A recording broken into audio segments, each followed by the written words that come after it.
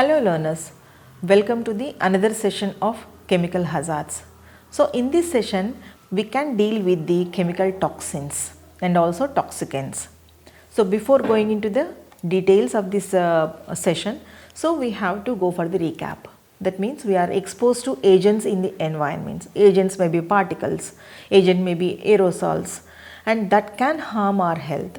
For example, we are exposed to particulate matters in the air we breathe, or sometimes they may be different chemical and biological contaminants in the water and food we consume, and almost everywhere and in all our activities through many other sources we are inhaling chemicals. We are exposed to substances that can impact our health. Even though all of these are potentially harmful in nature and also depends on the amount we are exposed. So any entity in the environment that can potentially harm our health is known as the hazard. So chemicals may be encountered as reactants, solvents or catalysts, inhibitors as starting materials or the finished products or byproducts, contaminants and of specification products. So they may vary from pure single substance to complex or the proprietary formulations. So exposure to these chemicals maybe it is a liquid, maybe it is a solid or airborne matter as a mist or aerosols, dust, fumes, where they are very minute in nature, they are very millimicrons sized particulates. So vapors or gases in any combination also very hazardous in nature. In some situations like exposure to welding fumes or to combustion products from the fossil fuels, that includes the mixtures of both chemicals and also physical forms. So quantification of exposure is very difficult. So an exposure to a specific chemical is relatively low concentrations over a period that will result in chronic effects.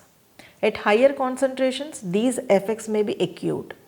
So some chemicals may produce local damage at their point of contact with or sometimes how they are enter into the body, and sometimes they produce the systemic effects, that is they are transported within the body to various organs and before exerting an adverse effect. So now we will see that what is today's topic, that is a chemical toxicity. So the toxicity of a substance is its capacity to cause injury once inside entered into the body, once it is inside the body. So the main ways or the routes of entry into the body may be in industries or by the inhalation or sometimes ingestion and absorption through the skin. And some type of chemicals like gases, vapors, mist, dust, fumes and also aerosols, they can be inhaled, so they can also affect the skin, eyes and the mucous membrane. So ingestion in the is the rare possibility or the route, we can say that as a result of poor personal hygiene, or sometimes we can say that subconscious hand to mouth contact, or sometimes it is an accident. So the skin can be affected directly by the contact with the chemicals even when intact, but its permeability to certain substances is very high and also offers a route into the body. So the toxicity of a chemical is defined as it is the ability to destroy an organic system or organ system or disturb a biochemical process or a cell function in an area that is a distance from the site of contact. So the toxicity is mainly depending on the factors like what is the dose and what is the duration of exposure and the route of entry and how a particular person responds when exposure to these toxic chemicals and exposure to the other chemicals also, and another factor that is a gender, whether it is a female or male, and mixing the toxin with the other chemicals. So these are the common factors also we have to consider to exhibit the toxicity effect. So the acute and chronic toxicity of any chemical that can be diagnosed by the dose time relationship of the particular chemical. So the acute toxicity of a chemical is its ability to cause damage from a single exposure, or sometimes one exposure is sufficient to make a person to die. For example, hydrogen cyanide, hydrogen sulfide, nitrogen dioxide. and also some organophosphates, pesticides, and arsenic are some of the examples of the acute toxins. And if we will consider the chronic toxicity of any chemical is the ability to impose systemic damage after repeated exposure of a chemical with the relatively low levels for a prolonged duration. For example, mercury if we will take, lead and formaldehyde. So these chronic health effects normally occur when the chemical exposure is repeated and also severe in nature. So now we have to see the types of toxins. So the types of toxins are divided into many categories, but few important categories I would like to discuss here. First one is the carcinogens. Carcinogens are the substances which are capable of causing cancer. So abnormal or unrestrained growth of new cells in any part of the body is known as a cancer. So these carcinogens are persistent toxins that may cause the damage to human after long duration of exposure. So they do not have immediate visible harmful effects, but develop cancer only after a long latency period. So cancer is caused by changes to certain genes which are present in our body that alter the way of our cell function. So that means it deviates from the normal cell function. So some of the genetic changes that occur naturally when DNA is replicated during the process of cell division, but some others are the result of environmental exposures that damage DNA. So these exposures, they also include some substances like chemicals in the tobacco smoke or radiation or UV radiation from the sun. So any substance which causes the cancer is known as the carcinogen. But simply because a substance has been designated as a carcinogen does not mean that the substance will necessarily cause cancer. So many other factors also influence whether a person is exposed to a carcinogen will develop cancer, like amount and duration of the exposure, and individual's genetic background is also most important. So these cancers caused by the involuntary exposure to environmental carcinogens are the normally occur in subgroups of the many population, like workers in certain industries, those who may be exposed to carcinogens in their workplace. And then now we have to understand that who decides which environmental exposure can cause the cancer in human beings. Yes, there are two organizations are there.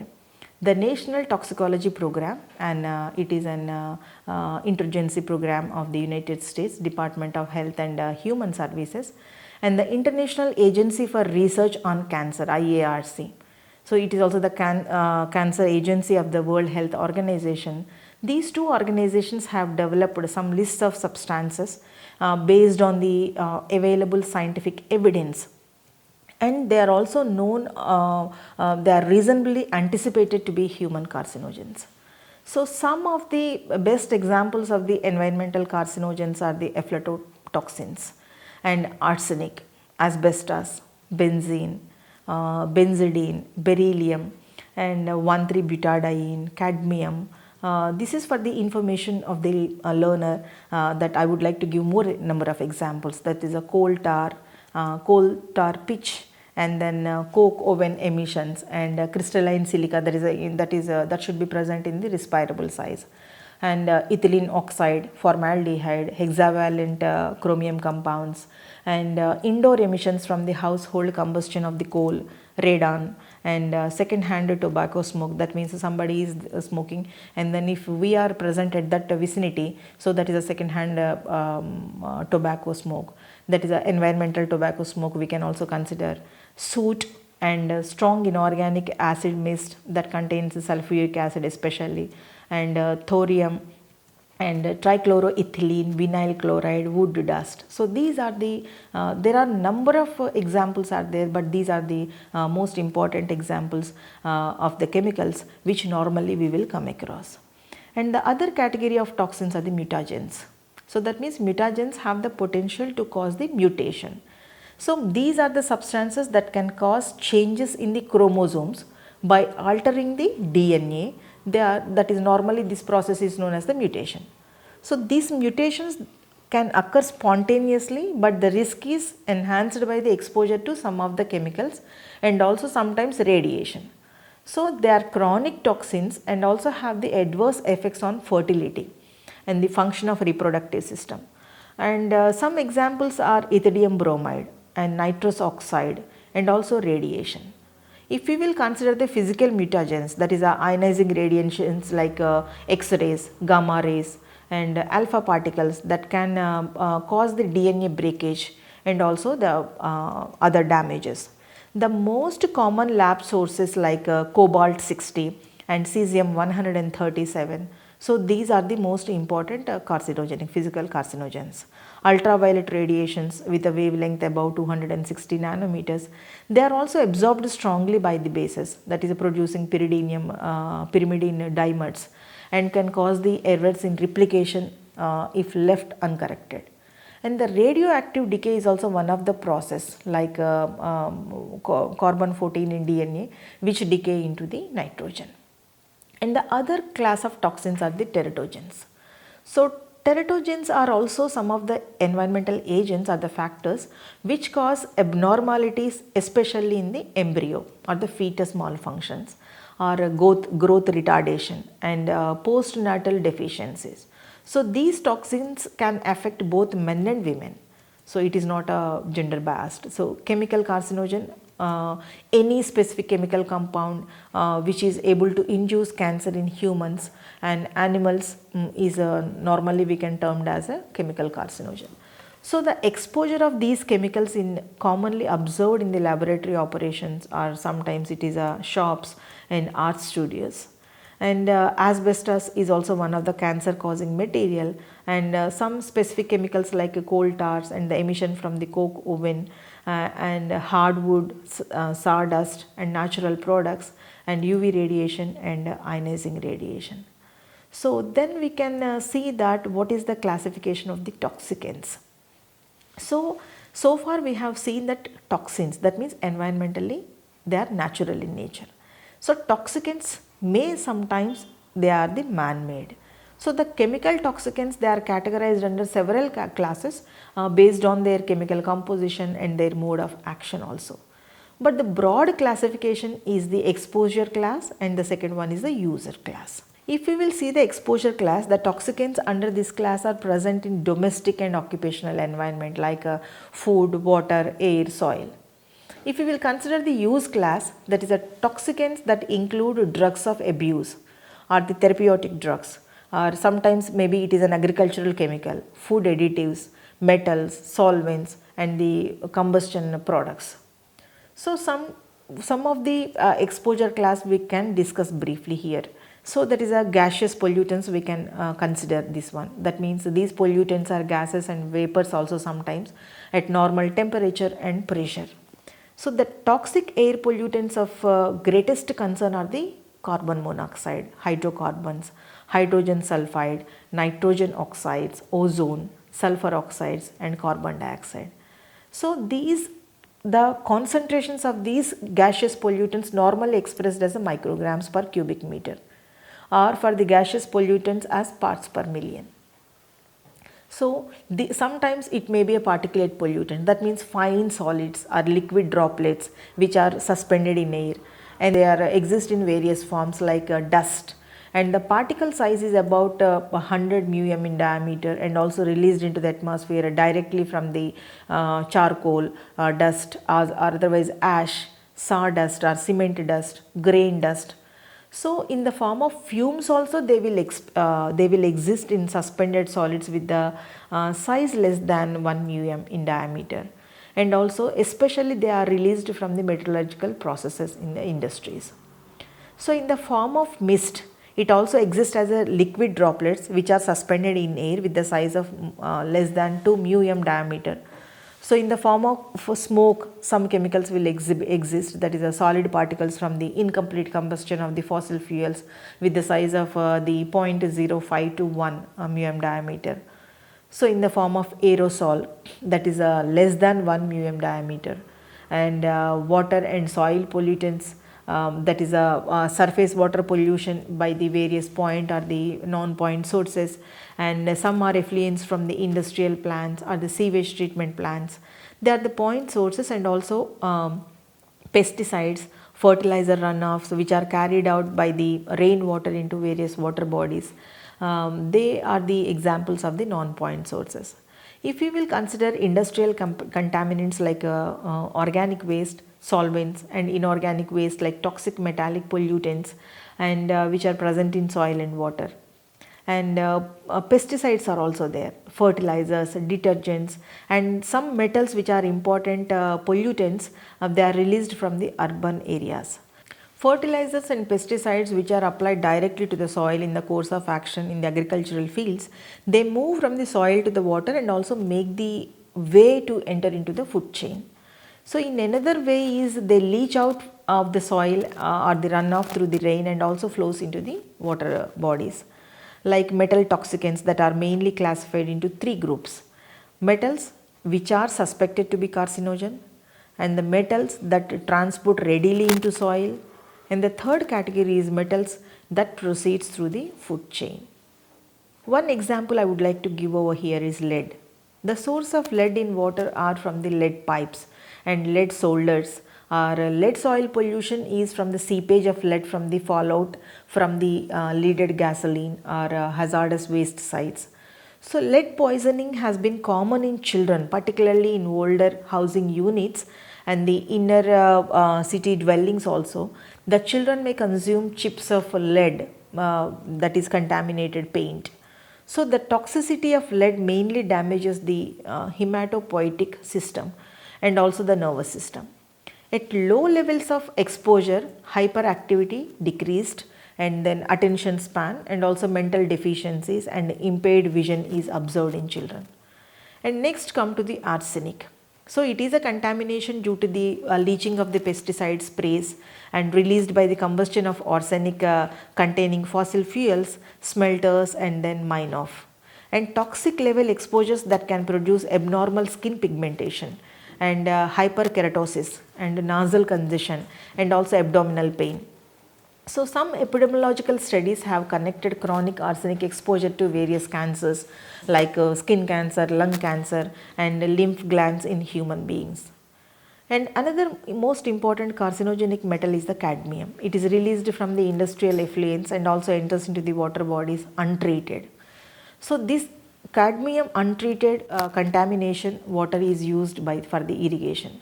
So the toxicity of cadmium is recognized in Japan first after the outbreak of the disease Itai. So the people who suffer with this disease have the combination of severe kidney damage and painful bone and joint, and also recognized that in areas where rice is contaminated with the high levels of cadmium. Another important metal is mercury. So mercury poison is recognized after Minamata tragedy occurred in Japan. So the effluents from a chemical factory and also plastic plant that containing mercury were released into the Minamata Bay. So bacteria in the aquatic sediments which converted these mercury into methyl mercury, and that was absorbed by the aquatic animals. So consumption of mercury contaminated fish or the shellfish by the people suffered from the mercury poisoning or the Minamata disease that resulted finally into the death. Systems and the manure leach from the soils and enter water bodies like phosphate fertilizers that have a tendency to be absorbed and get accumulated, and the increase in the nutrients like phosphates that leads to the algal bloom or the eutrophication in water bodies. This algal bloom, what it will do, it will choke off the light penetration and lessens the atmospheric reoxygenation of the water bodies that creates the anaerobic conditions and finally death of many aquatic organisms. And if we will consider the volatile organic compounds, which are group of halogenated solvents and petroleum products, they are used in large quantities by the many of the industries like degreasing for the equipment and the dry cleaning and paint. So these the VOC's properties, they will move quickly into groundwater and contaminate. So the exposure of the volatile organic compounds can cause the headache, impaired cognition and kidney damage, and also acute levels of exposure that leads to the cancer. And particularly childhood, there is a leukemia can also occur. And now we will move to the user class. So first we have considered the exposure, next is the user class.